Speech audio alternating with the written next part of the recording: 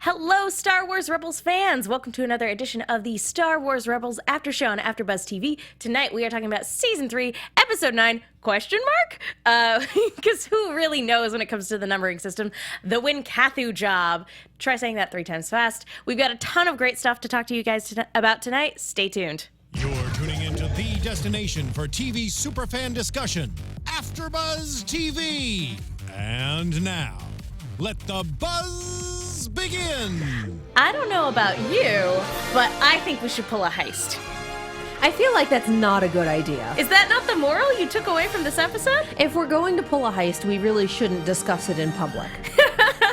We need to assemble a team. I was just thinking of Dr. Horrible and that I need to watch what I say on this blog. That's what I'm thinking here. So now we can't pull a heist because you proposed it and they'll be looking for us. Way Captain to go. Hammer watches this, as does the city police department.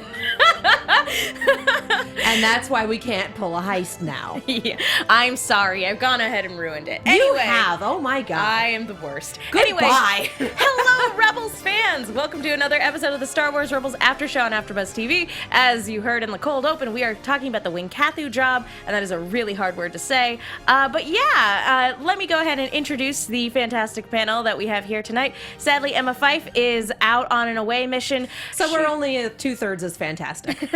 That is a fact. We're fantastic. That's math. That's math for you right there. I'm an English major. Be proud of me. But you can follow her at Emma Fife.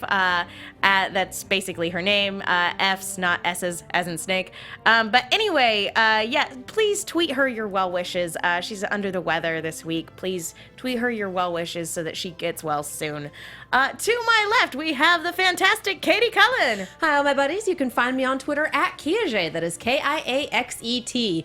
And to my right, we have Megan Salinas. Hello! You guys can tweet at me at the Menguin, that's TheMenguin. Katie's got her eye on the live chat, and we are both going to be keeping an eye on the hashtag ABTVRebels, aka the best hashtag that we have here at AfterBuzz. I don't know. I'm particularly fond of our alphabet soup hashtags, but those are different shows. Those are always fun, and I always have a special fondness for the RWBY ABTV because that was first. It was. That's also why it's backwards. Everything else is backwards. We were first. that is also true. Anyway, Kiki Lopez is volunteering to drive our getaway car. Yeah! Where's the van? The van was supposed to be here. And the chat is sending Emma their well wishes. Good, guys. Good. That's great to hear. So, let's talk about this episode a little bit. I always enjoy the return of Hondo Ohnaka. He's so terrible. I love it. He's so funny. And you really do have to wonder how much of that is just Jim Cummings riffing and how much of it is actually in the script. This is what happens when you put all of your points into charisma. All of them. Yeah, you get somebody like Hondo Ohnaka, or specifically for a character with a lot of charisma, but only a slightly askew moral compass. You know, his moral compass tends to go all over the place. He's extremely charismatic, and he's also chaotic neutral. Yeah. So there's that. God help you with a chaotic neutral. Anything can happen. But it's so much fun to see him anytime he comes into the show. And yeah. And anytime you see him, regardless of how plot heavy the episode actually is, you're gonna have fun. And that is you can also be guaranteed that someone is going to do something incredibly stupid. Whether Yeah. it's him, whether it's Ezra, whether it's someone else that he dragged in on this, like, someone's going to be pants on head stupid at some point in this episode. Yes, exactly. And not only that, but we also have the return. We actually have the return of a handful of characters in this episode. We get Hondo back. We get As Morgan back, and there's a lot of baggage that comes with that. We get Melch back, and we also get AP5 back. I missed him. I thought he just kind of disappeared into the ether. I'm so glad he still exists and is still running with this team. I am We too. need him in every episode ever. Because I love him. I love that sassy, semi-British accent. It's just... He's Alan Rickman. It really He sounds is. like Alan Rickman. He does, and it's so perfect. And just, he has the appropriate level of condescension in his voice as well. No, the 38% was with me involved. Otherwise, it would be close to zero. Oh, yeah. And You're my favorite. You're my favorite. even when he makes a mistake, he's like, oh, yes, I failed to take that into account. I must have miscalculated. Just like, okay. I would have liked Okay. to have heard how the percentage changed when that secondary droid came into the situation. Single digits. Most Single likely. digits. But isn't that most of the plans that the ghost crew sort of undergoes? I have to wonder how good their percentage would have been if they hadn't brought As Morgan along. You know, it probably... forget that guy. Well, there's a couple things working against the crew in this particular episode. There's the fact that Hondo is the walking embodiment of curse your sudden but inevitable betrayal. There's As Morgan, who you can put him sort of in the same boat. As But Morgan's just kind of an all-around jerk, though. yeah. He doesn't try to hide And that's the thing, is that's what makes Hondo a little bit more dangerous. Is because he's so dang charismatic. and he'll pretend to be your friend. He'll Oh, laugh yeah. at your jokes. He'll pat you on the back. He will occasionally say something terrible and then apologize You for know it. what he is? He kind of reminds me, and this is just because I'm reading a Terry Pratchett book at the moment, so I've got Discworld on the mind, so forgive me for anybody who hasn't read that series, but he reminds me a lot of the protagonist of Going Postal, Moist von Lipwig. He is absolutely a Moist von Lipwig type, but Moist had morals. He swindled After a rich while. people. He went after rich people. He went after jerks. He very rarely went after people who didn't freaking deserve it. But just the charismatic con man. Oh and that's my what God, Hondo yes. is. And again, that's kind of what makes him more dangerous than As Morgan, because As Morgan will straight up tell you to your face, technically I still own you. And that's not cool in any capacity. It's like, okay, one, ew. Two, you realize that she took you out with a serving tray last time, and now she's on her home turf and armed.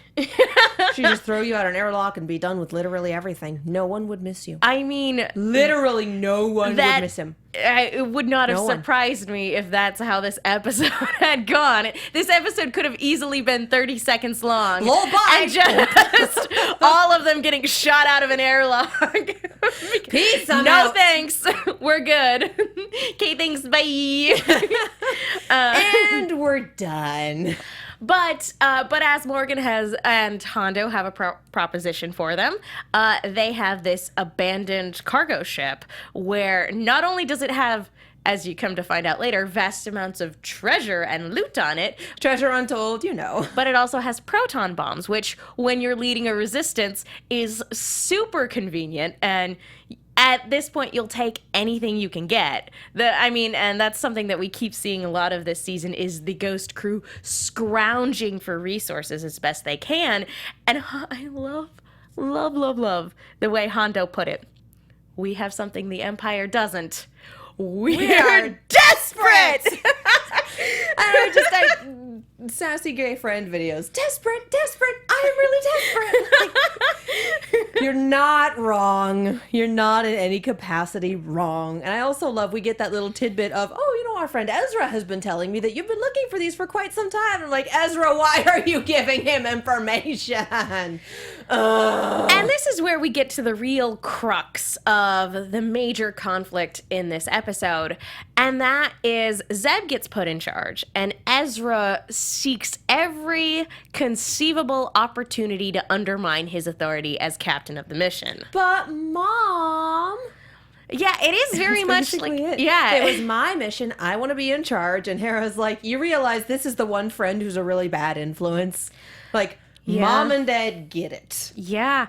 And sad to say, and Hera does not want to do this job in any capacity because look at who it's with. Desperate. I am really desperate. But she's like, he's right. We can't pass up an opportunity. But I really appreciated and this is the thing where it's so hard to kind of watch just this slow moving train wreck that is Ezra Everything. undermining Zeb's authority at every given stage, because I feel like if he wasn't our protagonist, if this were any other show, he would be the cocky jerk that needs to get shown a thing or two. And he does get shown a thing or two by the end of this episode, but I'm not really sure he learned anything. No, this felt a lot more like a season 2 episode. Because it's like, we're doing things, we're pulling a heist. And because of the way that Ezra is acting. You would think he would have learned a little more by now. And just the bit about, Ezra needs to learn that Hondo's not, he needs to learn for himself. I'm like, no. Last time he learned this for himself, he lost the Phantom and he nearly died. That was not a good situation. And not only did he almost die, he almost died in a flaming wreckage as it plummeted to the planet's surface. Yeah, like, it's a special kind of really bad failure. And so it's kind of interesting because I actually disagree. I think this episode does belong in this season, given where we can sort of see Ezra's kind of character arc going. And, we've got Darth Maul still running around. So it makes sense from a narrative standpoint for this to be happening, especially after time has passed since the season opener, for him to regain his confidence a little bit. True. Like, when Kanan first came back, I kind of figured, like, things are going to be calm for a little bit, and then once normal is restored, that's when we're going to see this kind of attitude pop up again. And sure enough, yeah, it's popped up again, and bad things happen when it does. Your overconfidence is your undoing. Maybe I just get annoyed when this happens. Like, I think that's the long and short of it, is I am just annoyed when Ezra does this. Well, I'll say this. Like I said, I'm not surprised that he's acting the way he is. What does surprise me is that he's acting the way he is in the wake of the last episode, because the last episode was all about curbing teenage arrogance. And it's so weird to see, after an episode of 3 teenagers, Ezra telling them included, you have no idea what you're doing, to have Ezra all of a sudden go, I totally know what I'm doing. Oh, but he's not like them. He's experienced. He's done this before. He's been doing this for a while. It's perfectly fine. Cognitive dissonance. I'm not like those scrubs. I'm not like those amateurs. I have experience. Yeah, no, I know what a Star Destroyer actually looks like. Okay, yeah, no, sit down. Just sit down. Oh, but yeah, so it's one of those things where it's interesting, but it's frustrating. That being said, I also liked giving Zeb a little bit more to do in this episode. Yeah. He's been very much a background character this season, and we've got a large ensemble cast and a lot of world building to do, so I get that not every character can be featured heavily in every episode, but it's kind of a bummer. It's been a while. Yeah, it has. It's been a while since we had an episode featuring him, and even towards the end, he did get captured, so he fell a little bit on the back burner. But it was nice to see, like, hey, you're going to be in charge this time around. And it's easy to forget how ridiculously competent he is in command, because we never see him in command, but he knows what he's doing.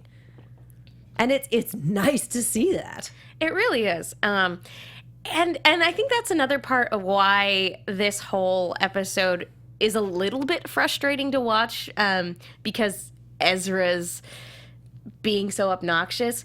And the thing is that, like, for a while, yeah, they rib each other all the time, but for a while, he and Zeb actually did have a good back and forth. They had a good rapport. Yeah.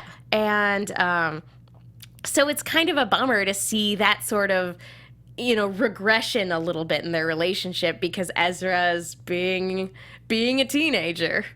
Like, it's okay if someone else is in charge, but it's like, no, this is mine. This is mine. It's like, you're going to get territorial. Please stop. Teenagers. We saw this a little bit too when Sabine was put in charge. He was kind of like, although it wasn't as bad. And I think he listens to mom and dad. He doesn't listen to his siblings. That's true. That's pretty much exactly what this is. But I think the other thing too is one of the reasons why he's more willing to listen to Sabine when she's in charge is, one, he might still have a little bit of a crush on her. 2, Hondo's involved this time around, and he wants to joke and pal around with Hondo. They're buddies. They're partners. It's great. Hondo's a terrible influence. He really is. My God, he's such a bad influence. So at the end of the day, like I said, do you think he learned anything? Because he did make that little comment about, oh, you never disappoint me, Ezra. Oh, I wish I could say the same. Like, I think that was supposed to be a character turn, and then joke's on you at the end. But don't we have that in every single episode that Hondo is in? Ezra realizes that Hondo is not everything he's cracked up to be, and then, 6 episodes later, hey, look who's back! And Ezra's just kind of Will Smithing him a little to the guys like, look, it's good! Like, I think Ezra always expects Hondo to pull something. It's just what he chooses to sort of, curse your sudden but inevitable betrayal. I think it's what he chooses to do that makes Ezra disappointed. Like, in the opener for this season, he expected Hondo to steal the ship. He's like, oh, classic Hondo, that's great. That was expected. He said it with a smile and he laughed about it, basically. But here, as Morgan goes missing, and Hondo's just like, yeah, whatever, they're like, oh, it's sad, but, we have to press on, Ezra's like, well, isn't he your friend? And he's like, he's a business acquaintance, kind of sometimes, maybe. Partner, no. I wouldn't say that, but, since you mention it, I guess I will take his share. And I think it's the fact that, like, it's when Ezra gets reminded that friendship means nothing to Hondo, I think that's where he gets disappointed. It's like, if friendship means nothing to you and we're friends, It's just like, I keep hoping you'll prove me wrong. It's kind of like in the Pirates of the Caribbean movies when, Jack Sparrow will come through in the end, but he's always going to have that moment where you're like, I'm really disappointed that I'm your friend right now. Way to hang me out to dry. Well, and I had a friend for a chunk of time where it was anytime we'd try to get together, they would flake for one reason or another, and it just kind of got to the point where if we randomly happen to be in the same place and run into each other, great, but I don't really reach out to them anymore because I know if we make plans, they will fall through. So it's that sort of thing, and it took me a good chunk of time to be like, nope, you know what? This is like the 8th time this has happened. This isn't going to change. Yeah, doing the same thing over and over and expecting a different result. The definition of insanity. And so, I would assume that this friend wasn't stealing from you. No. Or like conning you. Nothing so extreme. They're just terminally flaky. And so it's like there's always a reason it's not going to work out, but you know what? If we run into each other at some point, great, awesome, we'll hang out then, but I've learned, and it took a chunk of time. And so I feel, I would hope that Ezra has had his chunk of time at this point, but I'm not sure. It's one of those things like where, talking to Hondo, it's like, oh, you scoundrel. And then he'll say something like that, and you're like, oh, you're a scoundrel. And it's just like, he's fun to watch. But you wouldn't want to hang out with him. He's a good popcorn.gif kind of person, but it's not like, hey, let's be friends. No. He's hilarious to watch. Even when Melch attacks from the shadows and I am being attacked. Okay, honey. And he's like, let me tell you the tale of what happened. And you basically get the long and short is that Hondo left him and the entirety of his crew to die. And he's just like, I'd never do that. I knew that you would get out of it. I always planned on coming back. You get 2% now. Which, what a lame cut. Borrowed with no intention of returning. Yup. Yeah. But you know what else we were in this episode? Freaking killer Terminator droids. T-1000s everywhere. Sentry droids. Yeah, that exactly. The Empire uses on their cargo ships. I would imagine they're a little more reliable than most people. Yeah, probably. Definitely more reliable than stormtroopers, that's to say the least. And I love that they programmed these droids to be like, oh, one of them is being attacked. That must be where the threat is. Everyone converge.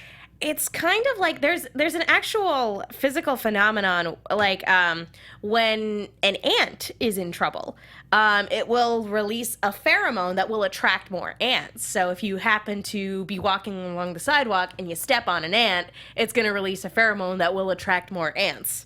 It is very much a, oh no, that escalated quickly sort of deal. I feel like you're speaking from experience.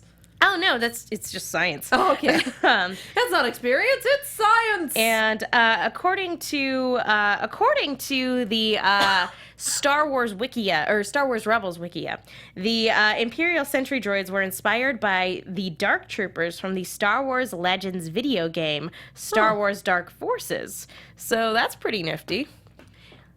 That explains the terrifying Dorito silhouette. I was going to say, you know what they remind me of a lot, personally? They remind me of that creepy robot from the black hole. I never saw that. I didn't either, but I saw clips, and it was creepy looking. So there's that one, but in a far less menacing capacity, they also kind of look like evil versions of the Monday Night Football robot. Da-da-da-da-da-da. Da-da-da-da-da-da. Yeah, fun fact, E.S. Posthumous does that music. Really? Yeah. Oh, man. For those of you who don't know, look up E.S. Posthumous. He has a lot of really good albums. Do the thing. They're all instrumental. They're great. You learn something new every day. The more you know. Yeah, that little, we need that sound cue. Got the little star going across the screen. Let's do this. I need a GIF. Just Perfect. do it. Someone make me a GIF of my face. That's what I want for Christmas. Oh, that's fun.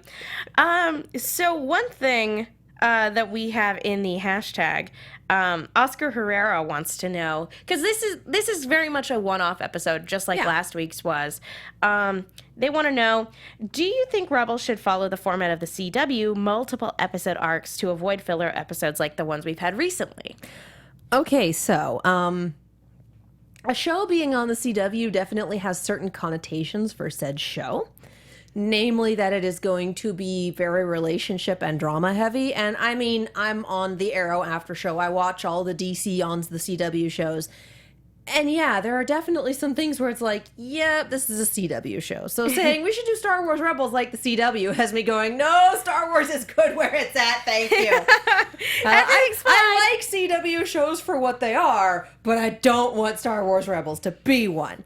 That said, multi-episode format can definitely come back and bite you, especially if you have an inconsistent airing schedule, which is kind of what we've seen. We've had a few weeks skipped randomly for God knows why. We had trouble finding a release date. Like, this happens a lot with a lot of half-hour animated shows, is that they don't get a very consistent airing schedule.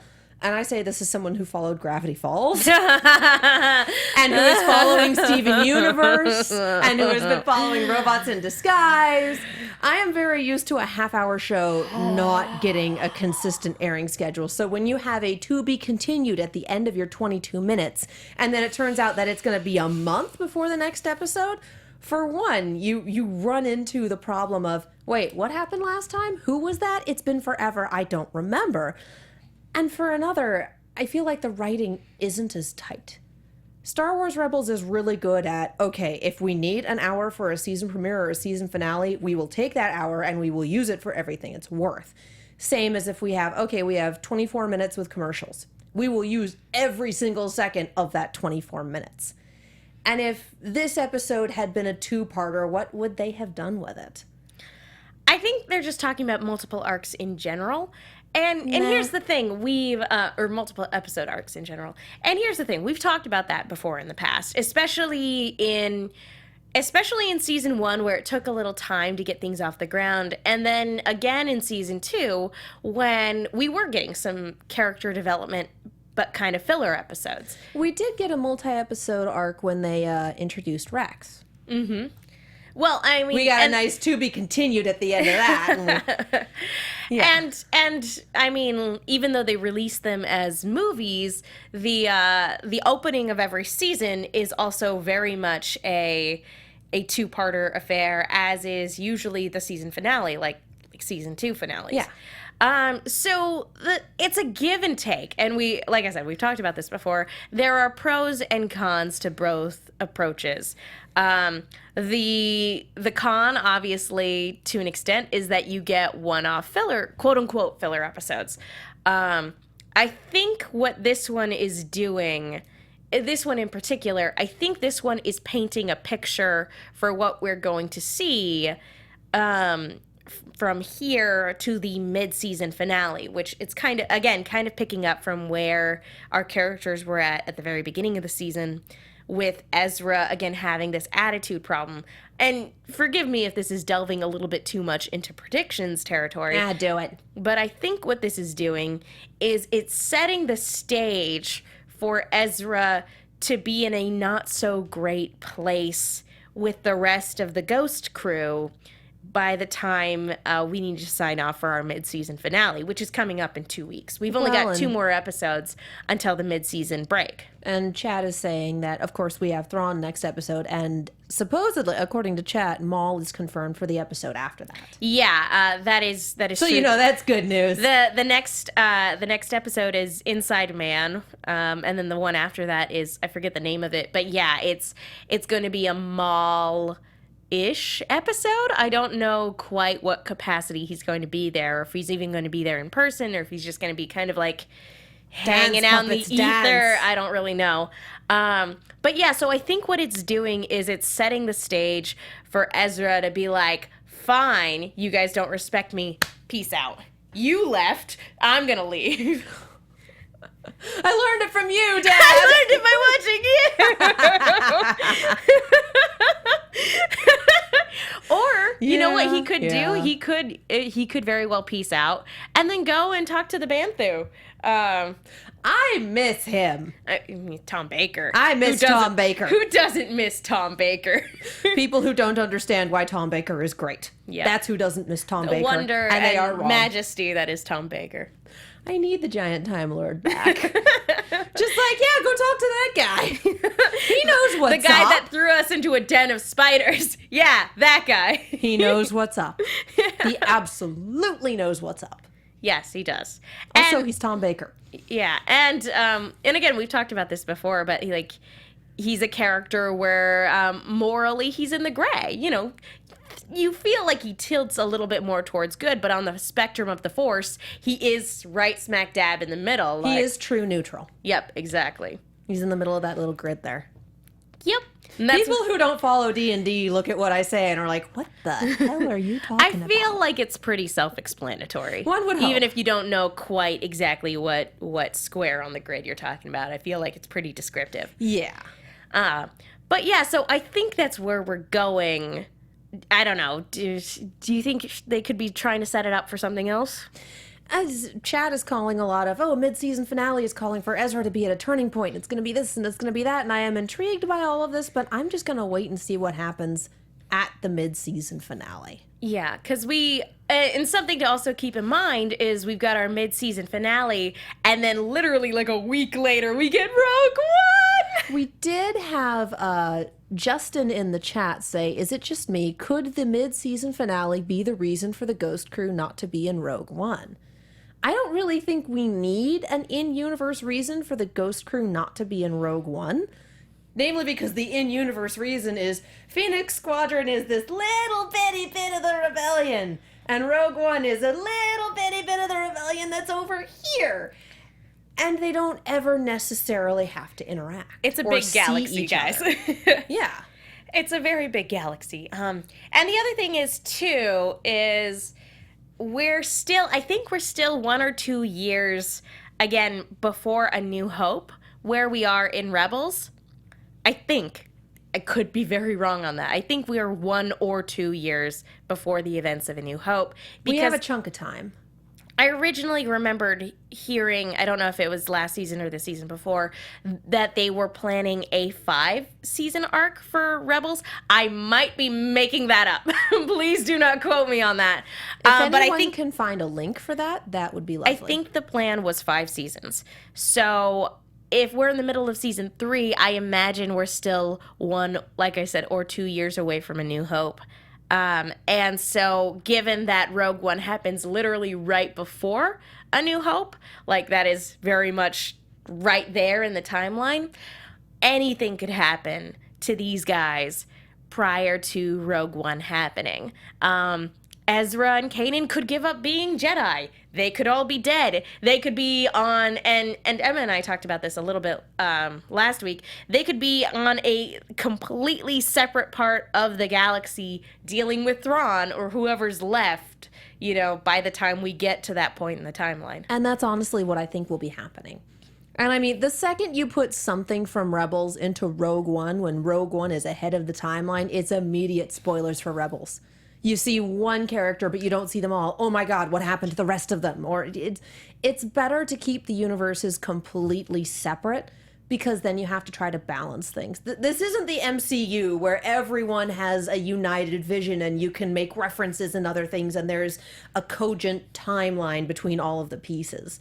This is still all under the Star Wars umbrella, but it's different people with different plans. To an extent.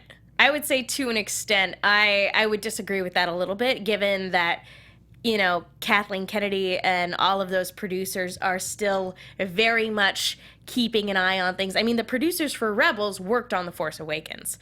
Like, yeah. that is a thing. There is that kind of united, not necessarily united vision for the universe, but there's this we're going to sit down and we're going to talk about, you know, what's canon, what's not, and we have to make sure that the timeline does indeed line up and that there aren't any inconsistencies. True. That being said, given that we have something way in the past and movies set in the future and the present / again, because we're hopping all around the timeline, it allows for the stories to be a little bit more self-contained. Yeah. Like, something that happens in Rebels doesn't necessarily have to affect something in The Force Awakens. And, you know, but at the same time, given that everybody is on the same page to an extent, they can take something from The Force Awakens and make a reference to it. The crossguard lightsaber. In Rebels, exactly. And that makes sense. You can take something from the future and be like, oh, hey, it's also kind of in the past too. But if you take something from the past and you put part of it in the future, again, like I said, you put in a Rebels reference in Rogue One, in Episode 8, in whatever, it's going to be spoilers for Rebels. Yeah. And I get the feeling they're trying to avoid that. So I am okay with them not trying to integrate it in the movies. I love when they integrate it in the show. It's a blast. But I'm okay with them not trying to pull this into the future with the movies. I mean, maybe not just because until if Rebels is a 5-season run and it ends before Episode 9 comes out, then hell yeah, show me something in Episode 9. But if we're still in the middle of Rebels and we haven't hit the end of the series, when Episode 8 comes out, don't give me something from Rebels in 8, because I will go insane trying to figure out how it works, as will the entirety of the Star Wars fandom who watches Rebels. Well, and not to talk a little bit about, like, talk shop a little bit, but, like, television and movies, those are usually separate departments because they are two very different types of businesses. And you do, and I know you brought up Marvel, you do see very similar things happening in the Marvel universe as well, where, let's say, I don't know, I'll pull a show from random, Agents of S.H.I.E.L.D., which returns tonight, by the way. Be sure to catch the after show at 11 p.m. Pacific Standard Time. Subtle! Just thinking off the top of my head. But you have a show like Agents of S.H.I.E.L.D., which will acquiesce to the films and make references to the films and promote the films and bring in references from the films, but the never films once really need to turn around and wink at S.H.I.E.L.D. They really do. Yeah, never once will the movies do the same. And again, that's a creative and business and all sorts of other things are involved with those types of decisions. And I think it's the same for Star Wars. They don't, like, everybody loves the films, but the films have also been really good about you don't have to do the extra homework in order to enjoy them. And the expanded universe is great. All of the legends are great. And all of the books coming out are really great and really exciting. But they're not required reading for enjoying Rogue One, for enjoying The Force Awakens, for enjoying A New Hope, etc., etc. Yeah, the movies are a self-contained universe. Plus, it takes a heck of a lot longer to do a movie start to finish than it does a season of a TV show. Yeah, like I said, the production schedule's a little different. The production schedule's a little different, and they really do. And a lot of movie studios these days are thinking years and years and years ahead with all of the different anthology films that are coming out and everything. We point again to the MCU. Well, yeah, that. Also owned by Disney. Well, we're keeping it in the family. For Disney, they've got the rest of the regular trilogy coming out. They've got all the anthology films. They're building up the expanded universe from scratch. There's a lot of moving pieces in that when you're trying to rebuild something. Yeah. So, anyway, that's neither here nor there. That's a little bit of a side. It's tangentially related. It's a little bit of a tangent. We're good. It's a little bit of a tangent, but ultimately, I feel like there's a lot going on in the Star Wars world right now, and that's one of the reasons why watching Rebels is so exciting. This is a one-off, but it's a one-off that comes, on the heels of an episode with Thrawn in it, and right before an episode with Thrawn in it. So again, I think it's helping to paint a picture. And I'm okay with not everything being super horrifyingly plot-heavy and not everything being doom and gloom. Like, let's step back, let's have a character episode, let's enjoy ourselves for a little bit, take a breath. We go to hell next week. Let's have some fun with the charismatic pirate before we break your hearts. Pretty much, yeah. And it's a pacing thing. If it's doom and gloom all the time, you're watching The Walking Dead, and not everyone wants to watch The Walking Dead. Some people enjoy it. Some people enjoy The Walking Dead, but not everyone wants to sit there and see doom and gloom every week. And if that's not your thing, Rebels is really good at, here's a rough one to watch, here's a rough one to watch, Pirate Adventures with Hondo Ohnaka, here's a rough one to watch. Da-da-da-da, da-da-da-da, da-da-da-da. As a side note, one of the original titles for this episode was a Pirates of the Caribbean, was a playoff of Pirates of the Caribbean. Because Disney? Because Disney. I feel like that's a good enough reason for just about anything. Disney magic! I will say probably, to get back to this episode, one of my favorite bits was Ezra cutting a hole in the wall after Zeb told him not to. And then when they're escaping from the droids, the door has the hole in it. He's just like, Ezra! I didn't know. Well, you were told, but you wanted to show off for your friend. And also this other jerk that no one really likes. I feel kind of bad because I don't like Az Morgan as a character. I love that voice actor, though. He was actually in Agents of S.H.I.E.L.D. He played Agent May's dad. And the reason I love him is because he played Dao Long Wong in the Jackie Chan Adventures, who's the anti-uncle. Did you not know that? No. Oh my gosh. Okay, we're definitely showing our age, guys, but if you haven't seen Jackie Chan Adventures. Jackie Chan Adventures. It's amazing. I think it's season 3 is the one with Dao Long Wong. It's hilariously dated, but it's wonderful. Oh, it's lovely. Oh my God. Kids WB. Actually, now that I think Back in the day. Yeah. It was Kids WB. Yeah. Oh, man. We're old.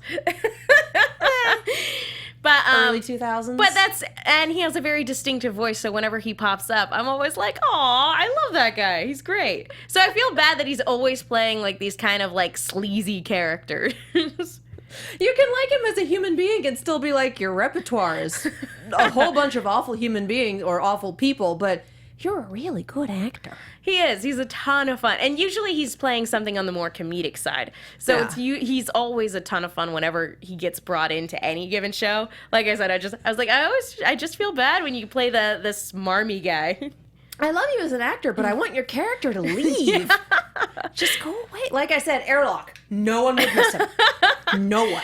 No, and not to mention that, like, on top of him insulting Hera to her face, Hondo is inadvertently insulting Kanan. And I'm sure you will see. You would have to see sorry. it. Oh, just watch us. Yeah. It's fine. Idiomatic Everything's fine. speech. It's a problem. A little bit. Just a little bit. Hondo. Well, Yeah. do we have any other thoughts I on this don't- week's I episode think before we we've- move on into predictions? I think we've pretty much taken this one apart. Just We that need this, the droid back. We need yeah. AP5 back. Just that AP5 needs to stay. Absolutely needs to stay. And that this is fun. And for anybody saying it's filler, I disagree because I feel like it's character setup for Ezra for the final 2 episodes this season. And to quote Dragon Ball half Z of the Abridged, season. well, yes, to quote Dragon Ball Z Abridged, it's called world building. Anyway, let's go ahead and move on into predictions. And now, By the way, that updated. your Have you watched it yet? TV. What? Yeah, they updated over the When? weekend. Oh. That's what I was quoting. So yes, if you guys haven't caught up on that, please Well, do. spoilers. It's one joke. Yeah. All right. So again, we've got 2 episodes left before the winter break. Inside Man and then Darth Maul-ish episode. So they said it was called Visions and something which else. is why I'm concerned that it's not actually Darth Maul. It might be a vision of Darth Maul. It might be him communicating to Ezra via the Force. I don't know. There's been talk in the chat. Do you want it? Yeah, absolutely. According to chat, the episode is going to be about Ezra and Darth Maul's Force bond, and Ezra trying to break it, and Darth Maul reaching through to do a Xehanort dance puppets dance thing. Nope, you're my apprentice. I call dibs. But we should make predictions for the next week immediately, where it is looking like it's a Thrawn heavy episode, and it looks like the majority of the episode is that there seems to be an Imperial leaking information, which we talked about a little bit last week. With the fact that Fulcrum was able to get information about the Imperial's plan over on Wynkahthu. And it looks like Thrawn is trying to find the source of that, and as a result, Kanan and Ezra go in to infiltrate. We talked about it last week. I would absolutely love it if Callus turned out to be the new Fulcrum. Yes! I need it in my life, guys. I wonder if that's not something, if that revelation wouldn't be too soon. Because I feel Maybe. like the second that information comes out, Callus's life is forfeit. That he is just done. Seriously, I have marked that man. He is gonna die. He's gonna die, and I'm gonna miss his sideburns so much. Just the sideburns. Nothing else. Just the The sideburns. entire Javerness. I will miss all of it. You have a character type, I don't do, you? and usually it involves sideburns. Sideburns on a lawful alignment. I'm doomed. But yeah, so I think that's kind of where we're going, and I feel like, again, given the way this Yeah. week's episode went, I feel like something is going to happen when Kanan and Ezra are aboard this Imperial ship while they're undercover. And I feel like it's going to make Ezra feel like either he can't trust the rest of the Ghost crew, or like he's like, this is a thing I have to do on my own. God, I hope not. I don't know, man. I'm so tired of, I have to do this alone. Like, Firefly did it best. This is something he has to do on his own. No, I don't. Oh, okay. Oh, okay, let's help him. Yeah, so that after seeing that, every time I have to do this on my own, like, you need to sit down. You just sit down, here's a juice box, think about what you've done. The captain wasn't a teenager, though. That's true, too. He only acted like one. Well, you can't. If you haven't seen Firefly, what's wrong with you? Well, Cultural touchstone. Yeah, there's talk about X-Wings, and we saw that clip with the poor guy testing the speedster. that's not going to end well for that poor gentleman. It's not going to end well for everyone. Let's No. be real. And again, this is Thrawn we're talking about. So regardless of where, I feel like he already knows where the link is. And I feel like for anybody who's seen the advanced clip with the speeder bike, I feel like he's doing that for the express purpose of fishing out the rebels that are currently aboard his ship. Yeah. Yeah. I 100% feel like Thrawn just completely has a handle on it. He knows what's up, guys. He's playing Xanatos speed chess here. He knows. No one can keep up. They're just like, I don't know. We were just scrambling Xanatos to speed check. chess is usually two-sided. It's very Death Note. When you're sitting here going, what the heck is going on? And when you have a whole bunch of Xanatos gambits that all intersect, that is a 30 Xanatos pileup. I was going to say, he's playing Xanatos speed chess, but literally he doesn't have any opponents. Yeah. No one can keep up with this guy. All right, so I think that does it for predictions. So let's go ahead and talk to you guys really quickly about iTunes. Folks, thank you so much to everybody who's gone to iTunes to rate, subscribe, leave a comment. We love hearing from you. And it is also the best way to let our producers know that you like the show that we're putting on. And also, personally, it's just the highlight of my day.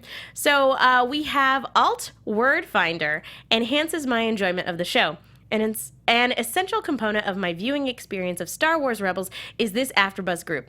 I don't have anyone to talk to about it personally, but I do get to hear these fun ladies discuss the program, love their excitement and background knowledge of the material. I never miss an episode. Aw, thank you. Again, cannot say thank you enough to you guys.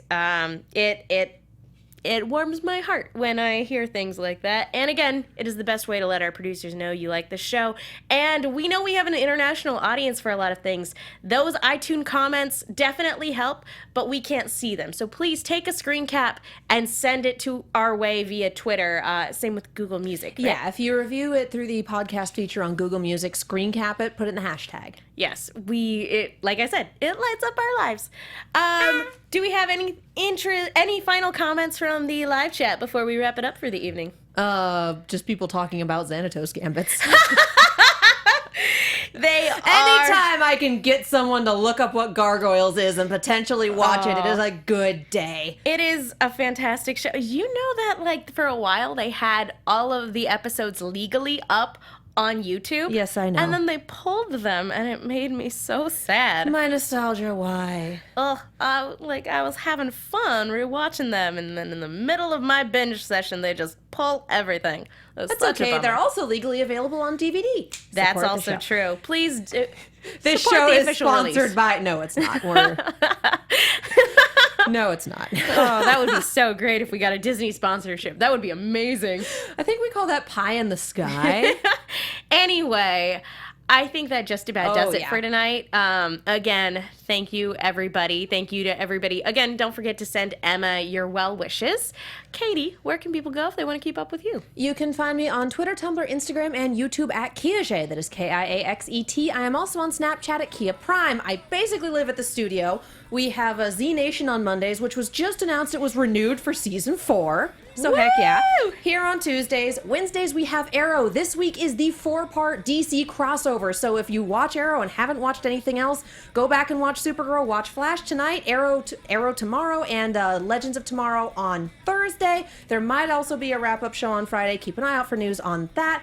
Thursdays alternate between Ruby and Robots in Disguise. This week is Ruby, and Steven Universe is back. So that will be tomorrow. Thursday! What day is it? What day is it? Is it Thursday yet? We just don't know. Is it Thursday yet? Yeah, no. Yes, Steven Universe is back Thursday at 8 p.m. We will be doing the thing. Yay! I live here. And I'm Megan Salinas. You guys can tweet at me at the Menguin. That's TheMenguin. I also have an Instagram. Follow me there as well. And I also am on a bunch of shows here at AfterBuzz, most of which you just heard. I also write articles for the Movie Chick. That's Chick with 2 Ks. Be sure to check those out. Like I so subtly mentioned earlier, Agents of S.H.I.E.L.D. is back tonight. Please tune in for the return of that. I am so excited that it's back. And thank you all so much for watching. Thank you to everybody. Hashtag live chat. You guys are the best. We will see you all next time.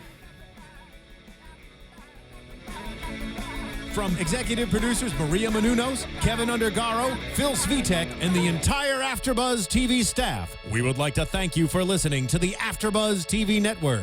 To watch or listen to other after shows and post comments or questions, be sure to visit AfterBuzzTV.com. I'm Sir Richard Wentworth, and this has been a presentation of AfterBuzz TV. May the Force be with you. Those are the hosts only, not necessarily reflect the views of AfterBuzz TV or its owners or